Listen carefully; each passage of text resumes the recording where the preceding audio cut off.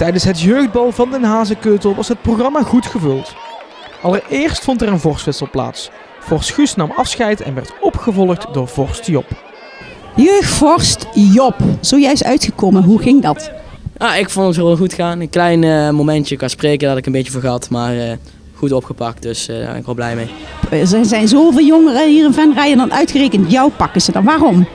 Ja, dat weet ik eigenlijk niet. Het is gewoon, als je denk ik gewoon veel carnaval viert en als je daarvan houdt, dan word je wel op een lijst gezet. En dan was ik de gelukkige dit keer. En dan ben je vorst, hè? Maar wat doet eigenlijk een vorst? Want ik heb geen idee. Die kondigt aan en kondigt af met optredens en zo. En ja, dat is eigenlijk wat de vorst doet. Een beetje alles aan elkaar praten. Dus, Maar het absolute hoogtepunt van de middag was natuurlijk het uitkomen van het nieuwe jeugdtrio. De op 11 augustus 2007 aan Zwoen van Erwin van der Pas en Eliane van Pas, Borre Jokier, Simon Zeder, Geert Gat en Simon de Lijster.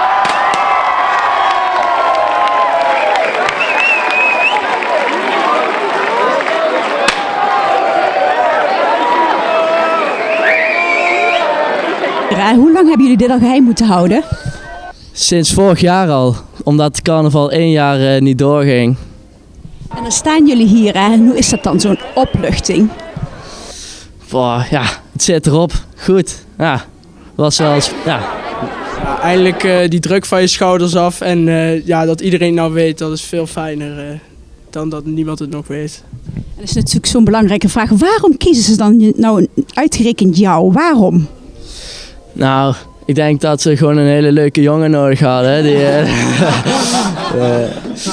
ja, en daarom ben ik hier, denk ik. Wat is jullie verwachting? Nou, dat het superleuk gaat worden en dat we wat mee gaan maken. En heb je dit net gezongen, dat is een prachtig liedje. Hebben jullie dat zelf gemaakt? Wil jij daar iets over vertellen misschien? We hebben het gedeeltelijk zelf gemaakt en natuurlijk het is een cover van een ander lied. En ja, we hebben dan een tekst opgemaakt zelf. Dus, ja. Gaan jullie vaak optreden, verwacht ik? Ja, waarschijnlijk wel. Ja. Ja, zeker weten eigenlijk wel, ja. En dan sta je aan de vooravond van de vastelovend. Hoe kijk je er naartoe? Ja, gewoon. Ik denk dat dat wel leuk gaat worden. Ik denk, ik weet niet wat ik ervan moet verwachten. Gaat, ja. En dan mag je zojuist al het nieuwe trio bekendmaken. Dat is toch wel fantastisch. Hoe ging dat? Nou, ging op mijn idee best wel goed eigenlijk. Het is een leuk trio, dus dat mag een leuk seizoen worden van het carnaval. En wat mogen dan de Hazekudders allemaal gaan verwachten?